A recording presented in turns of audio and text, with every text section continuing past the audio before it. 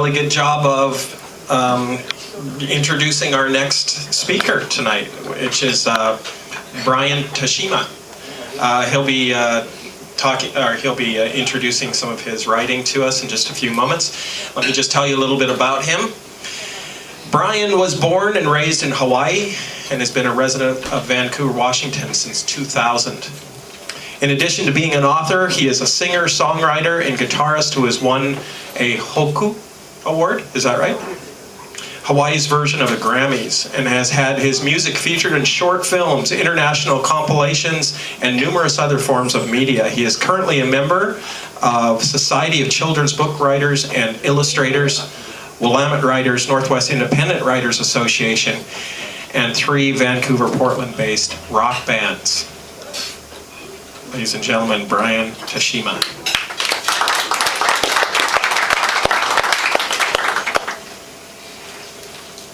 Thank you. So, I'm Brian, and this is my book. This is actually the previous cover. I have the new cover edition here, and it's called "Secret of the Songsshell," and it's a young adult sci-fi. And it's about a teenage guitar player who travels to another world where he has Asperger's syndrome, and he travels to another world where his unique brain waves combine with the sound waves of music to create magical effects. And as you mentioned, I'm a musician, and this is my first book. I've been basically a songwriter my whole life, and then this is my first attempt at creative writing. I've dabbled in creative writing in the past, but this is the first project that I really finished. And how it all came about was my son, who was into reading Percy Jackson and Harry Potter at the time. One day he just came up to me out of the blue and he asked me, "Hey Dad, can you write me a book?" And I was like, "Well, no."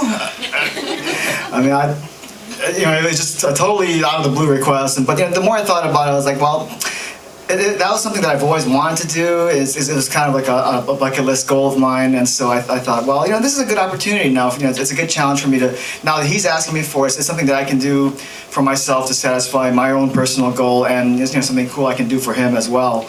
And so my son has Asperger's syndrome, and so when I was coming up with an idea for the protagonist, the main character, I kind of based it on my son. I kind of made it a combination of my son and myself. So that's how I came up with the idea of the character being on the autism spectrum, and also being a musician. His special interest, my son's special interest, he likes things like computers, so I made the character's special interest music, and so he's a brilliant guitar player and a songwriter, and so basically in the beginning of the book, he's 16 years old. He's in high school, and he's going through the kind of, he has the usual sources of teenage angst, as well as the challenges that his Asperger's presents him with. He has trouble with bullies and girls and grades, and he has social issues with communication and everything. So, and on top of that, he comes from a single parent home, and they have money issues, and so basically he's not doing so well. He's not very happy, and he thinks that becoming a rich and famous rock star, which is the one thing that he's good at. He's good at music. He thinks that can be the solution to all of his problems, and that'll be the thing that's the key to his happiness. That's the thing that'll solve all of his problems and make him happy. So that's kind of his main goal, and he doesn't really know how he's going to go about doing that until one day when he's walking down the street and he randomly bumps into his rock star idol, which is this British musician named Marshall Byle, who's his favorite musician from his favorite band, and Marshall, who's actually supposed to be dead, but for some reason shows up alive on the street and bumps into the character randomly. My main character, by the way, his name is Joel. When he bumps into Joel, he tells Joel that he offers to teach him the secrets to stardom, the secrets to writing hit songs and being successful in music. And it's not what you think, he tells him. It's basically, to become successful, he has to go with Joel. He tells Joel he has to go with him to this alternate land, which is an island called Spectraland, where once he's there, if he learns to harness the powers of once he's there, he'll be able to use his brain waves and combine that with the sound waves of music. And once he's able to kind of harness that ability or those powers, then he'll understand how music affects the human emotions. And so that's where the secret lies. And so I'll read a scene from that where that happens.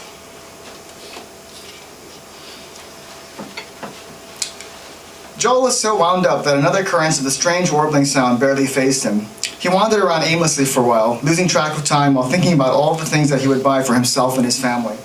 He didn't feel like going back home at that moment, but he had no alternative destination in mind. The world felt like one big blur. He was so distracted by his own thoughts that he didn't notice a tall stranger wearing a gray hooded sweatshirt and a long black trench coat who sidled up next to him. "Joel," the stranger whispered in a low, husky voice from within the confines of the hood. Joel didn't hear the stranger. He continued to walk with his eyes fixed forward. "Joel," the stranger whispered again, a little louder. Joel heard him this time. "How? What?" he said as he jumped and looked around, startled out of his daze. "Whoa, you scared me. Who are you?" "I'm Marshall Bile," the stranger said in a familiar British accent as he turned to look Joel in the eye. Joel quickly looked away. "What? You can't be."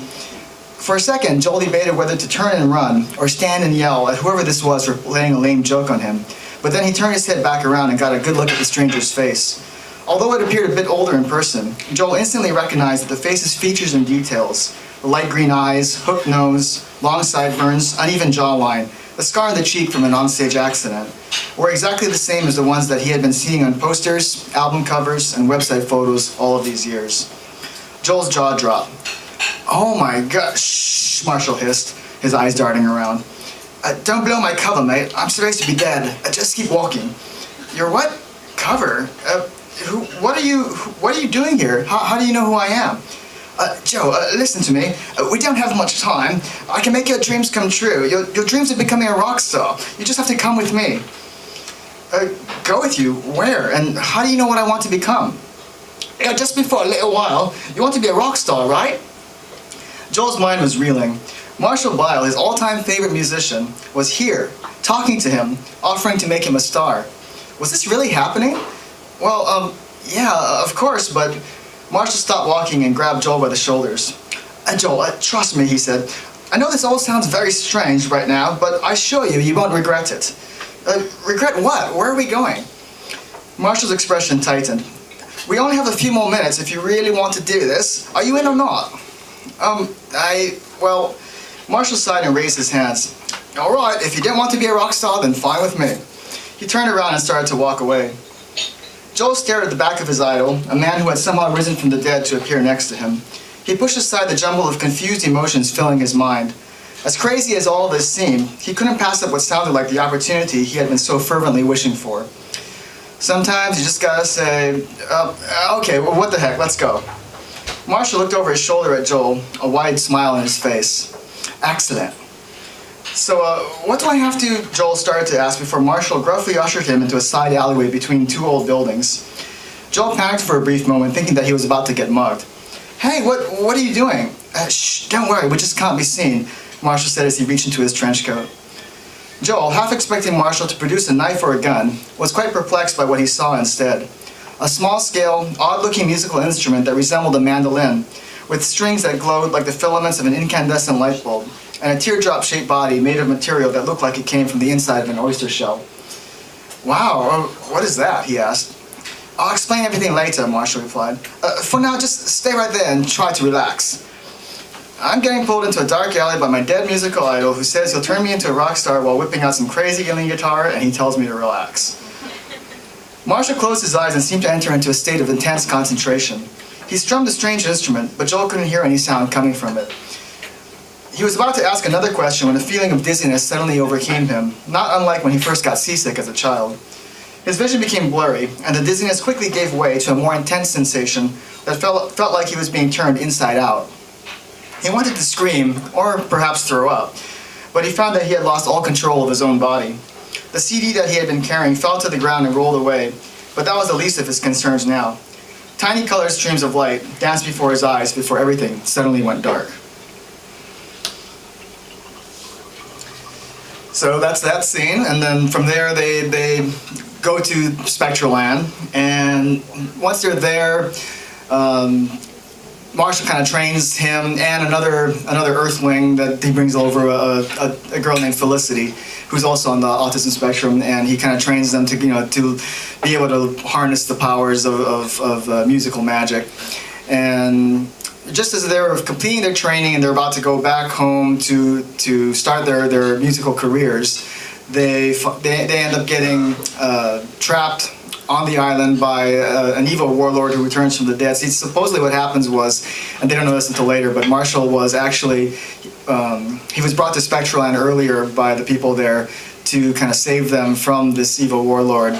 And so, Marshall, having been victorious earlier, now finds himself faced with the guy coming back from the dead and threatening to take over both the island as well as the earth as his revenge. So from there, Joel, Felicity, and Marshall end up having to go on this quest to locate an artifact called the Songshell, which will give them the power to defeat the evil warlord. And from there, all kinds of other things happen, and there's a bunch of twists, and but you just have to read the book to find out. So. How am I doing on time? So, basically, when I wrote this book, I was writing it for my son, and originally it was just supposed to be a fun project for the two of us. As I kind of got deeper into it, I kind of realized that what I was doing was I was creating a character who I felt like could be a positive representation of somebody on the autism spectrum.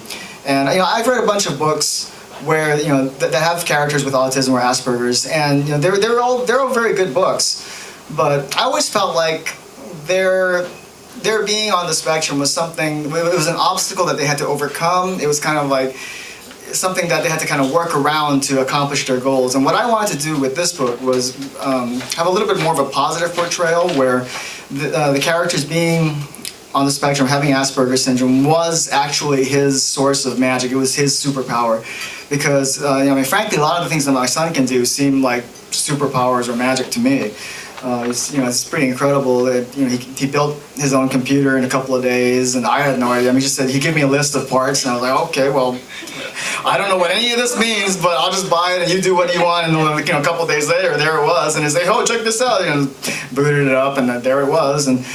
That and a bunch of other things that he can do, frankly, to me, seem pretty amazing. So that's what I wanted to do, was to have a character that was sort of, somebody that could be an empowering role model for kids on the spectrum, sort of like their version of Harry Potter or Percy Jackson, and somebody that they could kind of look up to, and then a literary hero they could kind of call their own, and give them a source of inspiration, and make them feel cool about themselves, I guess. So that ended up being my goal for this book, and for the books I have to follow. I'm planning a 7-book series, and right now I'm hard at work on the second book, which I've already scrapped and started rewriting twice. Also, I'm working with a nonprofit organization based in Vancouver called Autism Empowerment, where I'm donating a portion of the proceeds, the sales from each book, to them.